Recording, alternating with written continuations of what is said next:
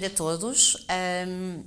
Esta minha sessão aborda o tema da confiança digital, nomeadamente a influência da cibersegurança na construção desta confiança digital. Para tal, preparei aqui três subtópicos. Um primeiro, onde vamos analisar e ver aquele que é o contexto da confiança digital no pré-pandemia e agora no pós-pandemia. Num segundo ponto, ver aqui uma abordagem, um roadmap para a criação da confiança digital nas organizações em período agora de pós-pandemia e, por fim, algumas principais considerações relativamente a este tema. Sendo assim, é importante iniciarmos esta nossa conversa com aquilo que é o entendimento de confiança digital. E a confiança digital é a percepção que os utilizadores têm na capacidade que as organizações têm de implementar controles que salvaguardem a informação em pessoas, tecnologia, processos e para a construção de um ecossistema digital seguro e transparente.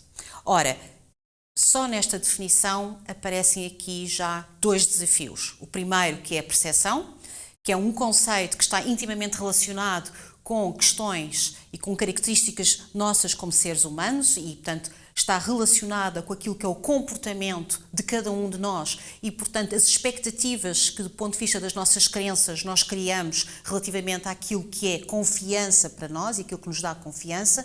E o segundo tema é o seguro. O seguro já não é um tema subjetivo, é um tema até de natureza tecnológico e que lança aqui desafios porque não há um conhecimento, não há um entendimento do contexto e da complexidade tecnológica, que é também por si um conceito virtual e que dificulta também para o utilizador final entender aquilo que é um serviço ou um produto no ciberespaço seguro.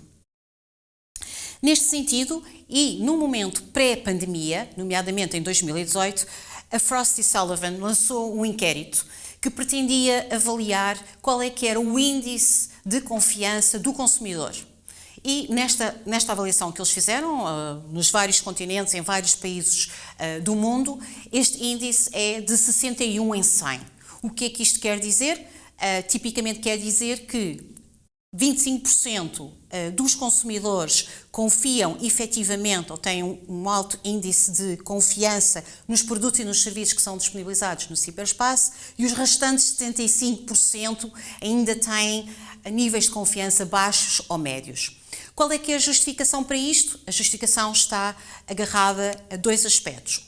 Os aspectos culturais, que batem e que casam com aquela questão que falámos há pouco da percepção. Portanto, os aspectos culturais acabam por influenciar a forma como nós acreditamos ser um ambiente de confiança. E o segundo, que é a maturidade e a sensibilização do consumidor, do cliente, para com temáticas como a segurança e as tecnologias de informação.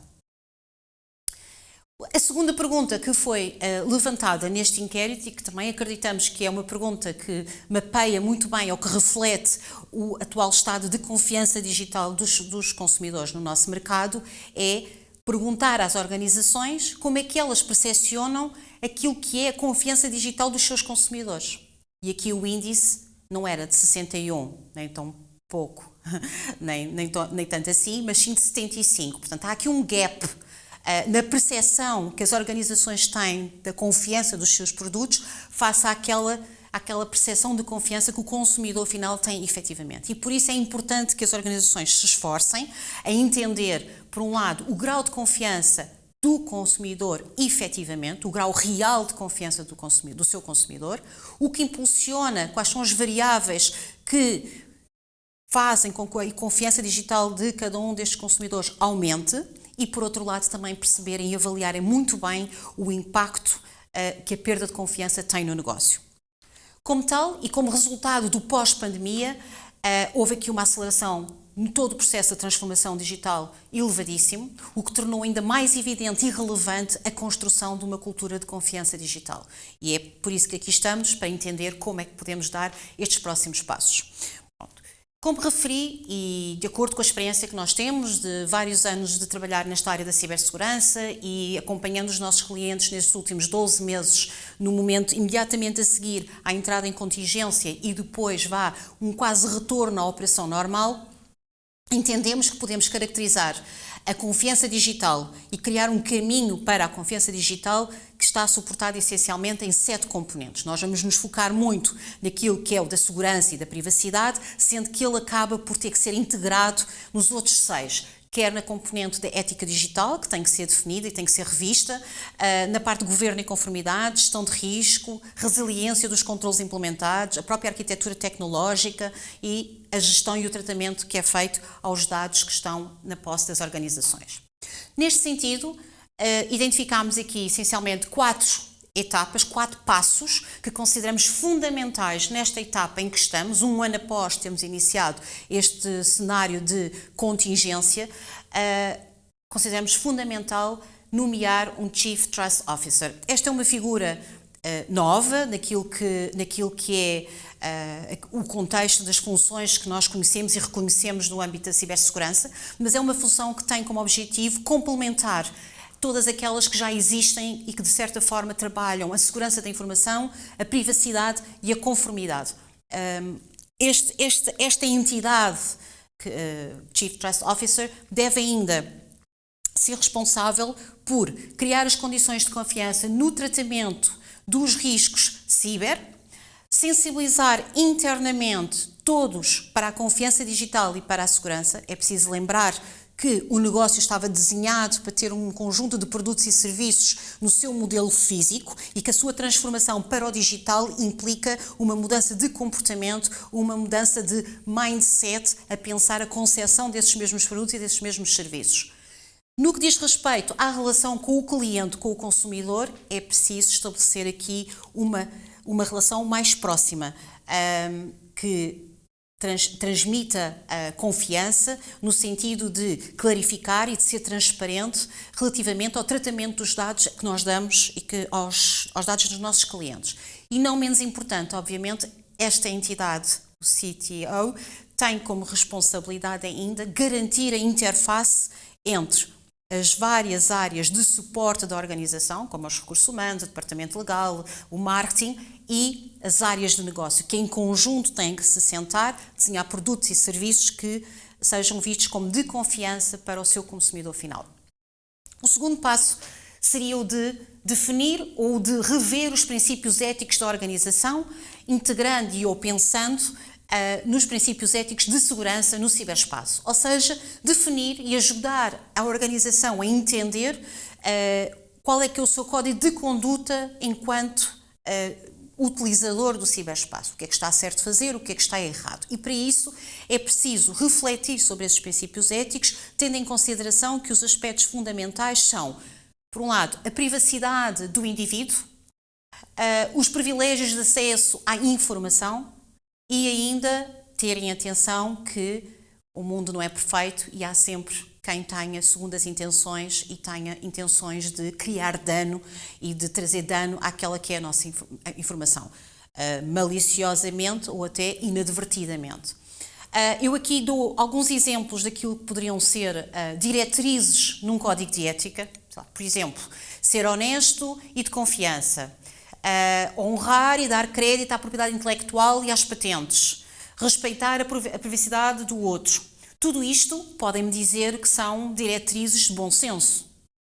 A questão é que quem está na internet, quem navega na internet e utiliza serviços e aplicações sabe que muitas vezes há aqui aspectos que nos ultrapassam. Esquecemos de fazer referência a uma imagem que tem propriedade intelectual, esquecemos de fazer referência a uma patente, esquecemos de inibir determinada informação que são dados pessoais para os quais não temos autorização para tratar aquele tipo de informação. Portanto, efetivamente, isto implica um shift, uma alteração do mindset e de um comportamento que tem que ser persistentemente incutido em todos os setores da organização. O terceiro passo passa por definir ou rever os princípios estratégicos. Em março do ano passado, quando entramos em contingência, entramos em modo de continuidade de negócio, ou seja, entramos numa perspectiva de vamos salvar e vamos pôr os negócios a funcionar naquilo que é o mínimo indispensável. E para isso tivemos que recorrer a serviços externos, tivemos que aumentar capacidade, tivemos que transformar serviços que eram mais simples no online para serviços mais complexos e por isso muitas vezes estas questões e estas mudanças que nós implementámos não ficaram devidamente documentadas e estruturadas. É por isso fundamental demonstrar e refletir nestes princípios estratégicos um maior compromisso e responsabilidade, accountability, alinhado entre o IT, a segurança e o negócio, que muitas vezes no passado andaram por caminhos ainda paralelos e não convergentes. É importante que estas estratégias impliquem e obriguem a integração de requisitos de cibersegurança na estratégia e nos produtos do negócio que dessa nascem. Fornecer à organização uma maior inteligência sobre o espaço ciber, ou seja, dotar a empresa de maior conhecimento e compreensão daquilo que é o ecossistema de ciberriscos. Okay? É importante perceber o nosso ecossistema de ciberriscos e como é que os nossos produtos e os nossos serviços podem ser comprometidos e, consequentemente, os nossos consumidores. E, por fim, e não menos importante, neste processo da transformação digital, garantir um compromisso forte na conformidade regulamentar e normativa como selo de confiança. O quarto passo passa por revisitar os controlos que implementámos em março do ano passado e garantir que os princípios de segurança estão embebidos desde a definição e a concepção desses mesmos serviços. Então, para isso, para aqueles serviços que foram colocados em plataformas online, em websites online, disponibilizados, que tal procurar, talvez, certificar esses serviços? Estes serviços, quando são certificados, são auditados por entidades externas, isentas à organização que presta o serviço e, portanto, é um selo de confiança. Estamos aqui a falar de uma certificação ISO 27001 para a gestão da segurança da informação, como podíamos estar a falar de uma certificação PCI DSS para sites e plataformas que tenham meios de pagamento disponíveis. A cloud foi um grande aliado da transformação digital, nomeadamente em março do ano passado, porque houve muitos serviços que migraram para a cloud, houve muitos serviços que estavam na cloud que foram reforçados em termos de capacidade de processamento, de memória, etc. Mas agora é preciso dar um passo atrás e rever se as estratégias que foram então implementadas são as estratégias que nós queremos ver implementadas para o futuro e para o crescimento do online. O terceiro ponto, que foi talvez aquele que em primeiro lugar foi o mais evidente, que foi o teletrabalho, fez com que as organizações tivessem que criar mecanismos de acesso a partir do exterior à sua organização. E, portanto, aqui estamos a falar da segurança de perímetro e da segurança de endpoint. Portanto, garantir que temos mecanismos de monitorização, ou seja, por exemplo, que o nosso SOC está a monitorizar esta infraestrutura de perímetro e estes utilizadores e estes diferentes stakeholders que passaram a interagir connosco, e não estamos só a falar de colaboradores internos, estamos também a falar de clientes. A gestão de identidades e de acessos, que já era um tema importante e relevante quando falávamos de segurança da informação, passou a ser um tema ainda mais relevante porque a nossa janela de utilizadores aumentou exponencialmente e, portanto, é preciso controlar os acessos e é preciso controlar os privilégios que estes têm à informação dos nossos clientes ou até à mesma nossa informação interna. E outra questão não menos relevante, que foi, como eu disse há pouco, a transformação digital levou-nos a recorrer a terceiras entidades para fazer face às necessidades que nós tínhamos. E, portanto, é importante aqui também termos confiança nestes parceiros e implementar controlos que visem refletir esta confiança através de contratos, através de SLAs, através de plataformas de monitorização, dos próprios controlos que são implementados por estes fornecedores ou parceiros ou fabricantes. E, por último, complementar aquele trabalho que já praticamente todos nós fazíamos nas nossas organizações, que era sensibilizar o utilizador interno. Nós agora precisamos de sensibilizar o nosso cliente para esta temática da segurança. Não sei se se recordam, na definição da confiança digital, falávamos em seguro. E esta é a dificuldade, é que o nosso consumidor entenda o que é seguro e para isso é preciso sensibilizá-lo para a utilização dos nossos serviços e para a utilização do ciberespaço. Por fim, deixo-vos apenas com as principais preocupações, diria eu, que abordámos aqui ao longo desta nossa apresentação. O primeiro eu diria que é fundamental, porque é a partir daqui que tudo o resto nasce, é fazer um ajuste ao atual modelo de governo da IT e de segurança. É fundamental para uma implementação da estratégia assertiva, não é? E falámos no Chief Trust Officer, que é aqui uma peça fundamental neste ajuste. E referir que a confiança digital não é apenas a tomada de boas decisões do ponto de vista de segurança e privacidade, mas também uma comunicação ativa dessas decisões com os nossos clientes e com os nossos consumidores. Para quê? Para melhor compreendermos para melhor compreenderem como é que os seus dados estão a ser tratados e protegidos, por um lado, e por outro lado, nós, a organização, compreendermos quais são as expectativas e a percepção de confiança que tem o nosso consumidor.